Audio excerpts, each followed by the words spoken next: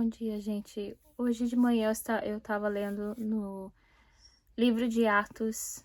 Bom dia. Hoje de manhã eu estava lendo o livro de Atos e vendo quando Pedro pregar.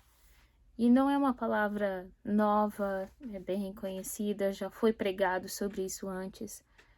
Mas é um daqueles momentos que Deus te lembra que não importa o que tu tens feito, não importa de onde tu veio, mas Ele pode te usar. O livro de Atos é um livro aonde as promessas de Jesus, dos apóstolos receber o dom de línguas acontece.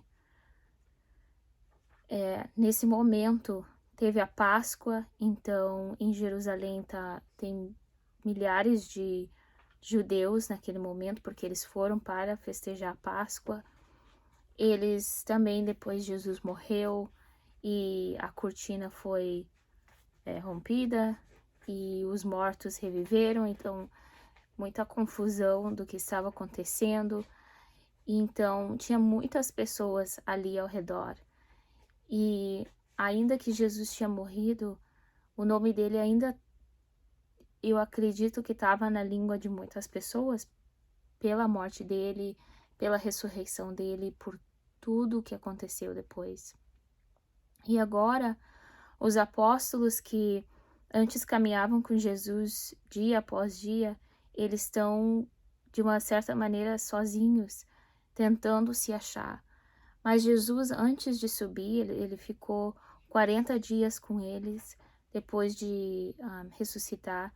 E antes de subir numa nuvem, diz a palavra, ele disse para eles no versículo 8, capítulo 1, diz assim: Mas recebereis a virtude do Espírito Santo, que há de vir sobre vós, e ser-me-eis testemunhas, tanto em Jerusalém como em toda a Judéia e Samária, e até aos confins da terra. Depois, quando a gente continua lendo, nós vemos que no capítulo 2 é quando eles recebem o Espírito Santo. Diz a Bíblia que eles estavam em oração, eles estavam dedicados em oração, e as línguas desceram, línguas de fogo desceram na sua cabeça deles, e eles começaram a falar em línguas. Mas as pessoas que estavam ao redor começaram a se maravilhar por causa que eles começaram a falar não línguas incoerentes assim, mas línguas que as outras pessoas falavam. E eles diziam: mas esses não são os gentios, né? Judeus e gentios não... Os judeus não queriam se misturar com os gentios. E eles diziam, como dizendo assim, como que eles estão falando outras línguas, né? Eles meio que se sentiam superior. E eles começaram a falar em outras línguas que o povo estava reconhecendo. E nessas línguas eles estavam proclamando a Jesus. E alguns pensavam que eles estavam bêbados. Agora, o que me chama atenção, assim, e sempre me chamou atenção, como eu disse, não é uma palavra nova, mas enquanto eu estava lendo isso, a primeiro apóstolo que começou a pregar, depois de tudo isso acontecer, foi Pedro. Não foi Mateus, não foi João, não foi Lucas, não foi ninguém mais, foi Pedro. Pedro, alguns dias antes, tinha acabado de negar Jesus 3 vezes. Pedro, alguns dias antes, tinha visto o mestre dele, Jesus, chorando, com soldados ao redor dele, pronto para pegar ele e matar ele. E Pedro, eu acho que se sentindo assim, querendo proteger a Jesus com boas intenções, Pedro foi e cortou a orelha, de um dos soldados. Esse mesmo Pedro fugiu depois. Esse mesmo Pedro negou Jesus quando perguntaram se ele era um dos apóstolos. Esse mesmo Pedro foi o que, ao caminhar na água, ele afundou, porque ainda que ele teve a fé, a curiosidade de ir atrás de Jesus, ele não conseguiu continuar na água. E algo que tem que entender é que Pedro não era qualquer pessoa. Ele tinha um negócio muito próspero de pesca naquele tempo. Jesus tirou ele de um negócio muito próspero de pesca. E ele pôde seguir a Jesus. E ainda que ele era um homem de certa autoridade, que tinha dinheiro, ele era um homem de negócios, tinha pessoas, incluso alguns outros discípulos trabalhando para ele, mesmo assim, ele era uma pessoa que não sabia controlar as emoções dele, ele era uma pessoa que não tinha muita fé, era uma pessoa insegura. O caráter dele precisava ser trabalhado um pouquinho, né? Ainda assim. Mas Pedro, esse mesmo Pedro, que fez tudo isso, que eu imagino estava se sentindo como o pior dos piores, que estava se sentindo insignificante, que talvez estava se sentindo que não era merecedor de misericórdia de Deus, de todas as pessoas, de todos os outros discípulos que Jesus podia usar.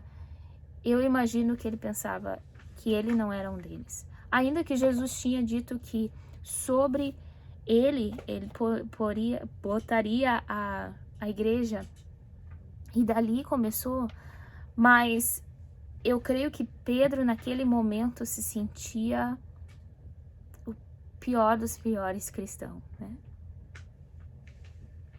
Porque ele caminhou com Jesus. Era para ele ter acreditado em Jesus, era para ele não ter negado. E agora, Jesus subiu e ele não tem nem a chance de poder fazer tudo de novo. Mas quando o Espírito Santo veio sobre ele, com esse poder, com essa autoridade, ele foi o primeiro a se levantar, a pregar o Evangelho. E olha só, nós como pessoas, quando as pessoas fazem algo, quando as pessoas têm uma certa reputação, nós rapidamente a gente começa a desconfiar da pessoa. Se a pessoa faz alguma coisa, vamos dizer que a pessoa fez droga no passado, a gente não vê a pessoa da mesma maneira. Vamos dizer que a pessoa tem uma reputação de se é uma mulher dormir com homens, ou, né, o homem ser mulherengo, que seja. Mas agora Jesus salvou, tu vai cuidar do teu esposo, da tua esposa, ao redor dessa pessoa. Nós, o ser humano, a gente começa a dizer, não, essa pessoa fez isso, então tem que cuidar ao redor. Mas Jesus, por mais que Pedro falhou nele na fé, falhou com ele nos últimos momentos, negou a Jesus, por mais que Pedro fez tudo isso,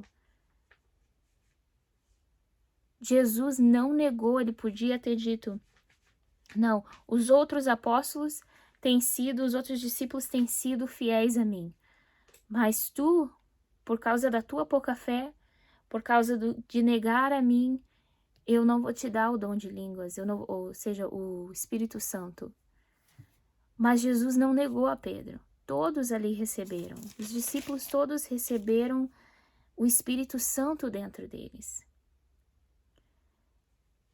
E depois disso, tu continua lendo, que Pedro se levanta no meio daquela multidão que estava confusa, tentando entender por que esses discípulos estão falando nos seus próprios, no idioma deles, de uma maneira que eles podem entender. E Pedro, com autoridade, agora cheio do Espírito Santo, se levanta na frente deles e começa a pregar a palavra. Uma palavra de arrependimento, que eu não sei se tu tá acostumado a evangelizar ou não, mas quando tu vai evangelizar para alguém, ou quando tu vai falar uma palavra de arrependimento, é super difícil pregar isso. É muito difícil, porque as pessoas não querem se arrepender. Eles querem continuar na sua própria vida. Mais que nada, ele se levantando na frente de judeus. Eles se achavam que estavam com... Sabe, que eles eram especial para Deus, que eles tinham uma certa... que ninguém podia tocar neles. E eles acabavam de matar Jesus. E Pedro, se tu continua lendo, ele prega isso. Ele fala, vocês mataram a Jesus. E eles começam a se desesperar porque eles começam a entender o que estava acontecendo. E perguntam para Pedro o que fazer, e Pedro diz que eles têm que se arrepender. E, gente, aquele homem que seguiu a Jesus por 3 anos, aquele mesmo homem que tirou a orelha de um soldado, aquele mesmo homem que negou a Jesus, aquele mesmo homem inseguro, aquele mesmo homem de pouca fé, aquele mesmo homem que sempre estava falando coisa que não devia, foi o primeiro discípulo que Jesus usou para pregar para a multidão. E 3.000 almas, 3.000 almas naquele dia, só naquele dia, aceitaram a Jesus. 3.000 daqueles judeus aceitaram a Jesus naquele dia, pela pregação daquele homem falho, daquele homem que se sentia que era um perdedor, daquele homem que se sentia que não merecia a presença de Deus, aquele homem que sentia que tinha falhado a Jesus. Agora, esse mesmo homem está tendo a oportunidade, agora cheio de vigor, cheio de poder pelo Espírito Santo, ele está tendo a oportunidade de pregar o Evangelho.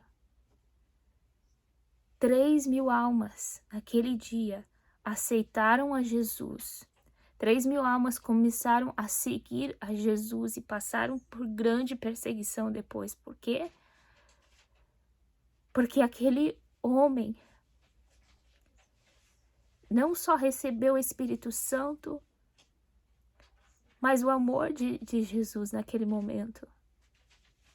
Ele não deixou se definir pelo passado dele. Ele deixou se definir por quem Deus estava dizendo que ele era. E através dele, muita gente veio aos pés de Cristo. O que acontece é que às vezes nós conhecemos a palavra, a gente aceita Jesus e vai na igreja e tudo, e nós às vezes até lemos a Bíblia, mas nós estamos caminhando ao lado de Jesus. Nós estamos vendo Jesus fazer esses milagres e maravilhas e tocar nas pessoas, fazer coisas extraordinárias, mas é ao nosso redor, a gente está vendo com os nossos olhos. Há uma diferença entre Jesus caminhar ao nosso lado e Jesus estar dentro de nós. Porque então os milagres e maravilhas e as coisas extraordinárias vão acontecer através de nós. Mas isso acontece quando a gente se dá conta que Jesus não nos define pelo nosso passado, pelo que a gente fez ontem, pelo que a gente fez aqui 10 anos atrás, porque a gente falha 1 e 2 vezes. Eu sempre sinto que eu não sou cristã suficiente, que eu não tenho a fé suficiente, que eu não tô orando o suficiente, eu não tô jejuando o suficiente, eu não tô fazendo o suficiente para Jesus, mas isso é o standard do ser humano. O ser humano diz que tu tem que orar de ajoelho 4 horas por dia. O ser humano diz que tu tem que seguir uma certa regra para te agradar a Jesus. Mas Jesus sabe o quanto falho nós somos. E ele sabe a nossa humanidade, ele conhece a nossa humanidade, ele conhece o nosso coração. E ele não está olhando quantas vezes e marcando quantas vezes tu tem falhado. Ele já espera que nós vamos falhar, ele espera que a gente não vai ter fé, ele espera que a gente não vai conseguir. Porque nós somos seres humanos. Mas o que ele vê é o nosso coração, o que ele vê é o nosso anelo de estar na presença dele. É isso. Jesus nunca negou o Espírito Santo de entrar na vida de Pedro. Imagina se Jesus olhasse com os olhos do ser humano e visse a Pedro como nós estamos vendo a Pedro. 3.000 almas não iam ter vindo aos pés de Cristo naquele dia. E depois, se tu continuar lendo Atos, milhares e milhares de pessoas não iam ter vindo aos pés de Cristo. As nossas falhas, aonde a gente não consegue ir até lá, os nossos problemas, as nossas más decisões, é o que Deus vai usar para ser testemunho para as outras pessoas. A gente não tem que ser definido, não precisa ser definido pelo nosso passado. Porque, na realidade, quem já não pecou, quem não falhou, quem não fez má decisões, eu estou vivendo consequências delas. Mas nós não precisamos viver de uma maneira de vítima, dizendo, não, eu pequei, eu falhei, eu menti, eu roubei, eu isso e aquilo, e agora como que Jesus vai me usar? Eu me sinto assim muitas vezes, não merecedora da graça dele, porque do amor dele, porque tem tantas outras pessoas muito mais qualificadas que estão buscando ele de uma maneira tremenda. Deus pode escolher qualquer outra pessoa, por que usar a mim? De todas as pessoas, por que a mim? Mas é que Deus não vive da mesma maneira, ele não julga da mesma maneira que nós. Ele olha o nosso coração. E se Jesus pôde fazer um homem como Pedro ganhar tantas almas, se ele pôde redimir a Pedro dessa maneira, se ele pôde mudar a história, a reputação de Pedro, de um perdedor, de alguém que ele ia ter sido esquecido, e agora nós pregamos sobre ele, a Bíblia tem o nome dele escrito. Se Jesus pode fazer isso com Pedro milhares de anos atrás, por que não pode fazer algo comigo? Por que não pode fazer isso contigo? Talvez a tua reputação no passado não tenha sido a melhor.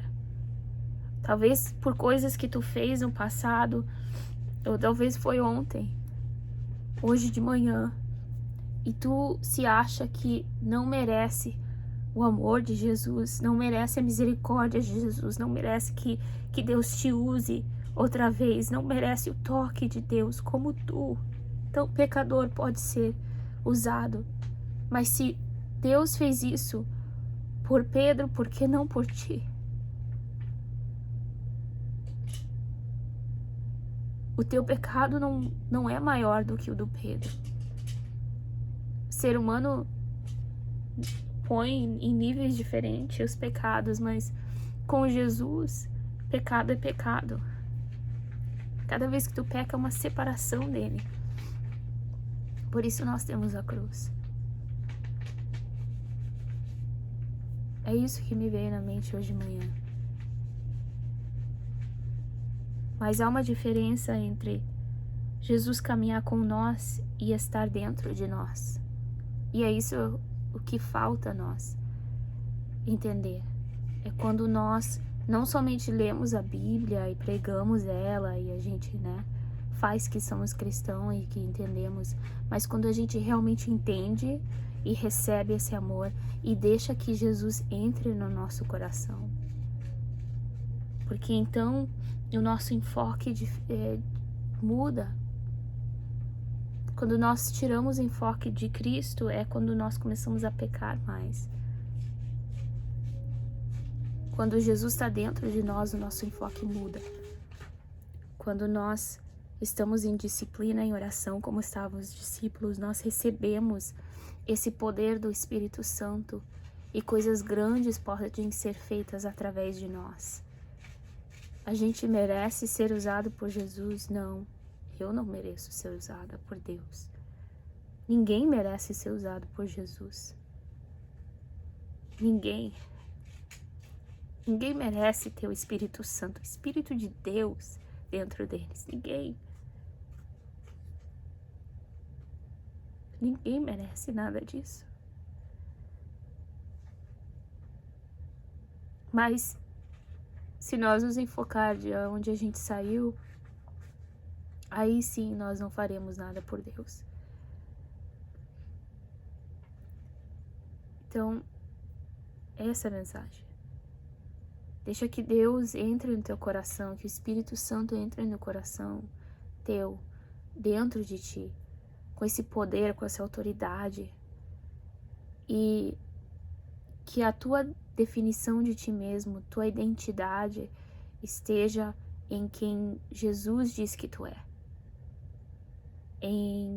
não no que as pessoas falam que tu é. Porque se Jesus te escolheu e quer te usar, se Jesus quer mudar a tua vida e quer te usar para salvar as pessoas ao teu redor, usa esse testemunho e não deixa o que as pessoas dizem, o que eles ficam se lembrando do teu passado. Jesus não se lembra. Jesus pode escrever uma nova história para ti. Então é isso. Deus abençoe vocês e tchau, tchau.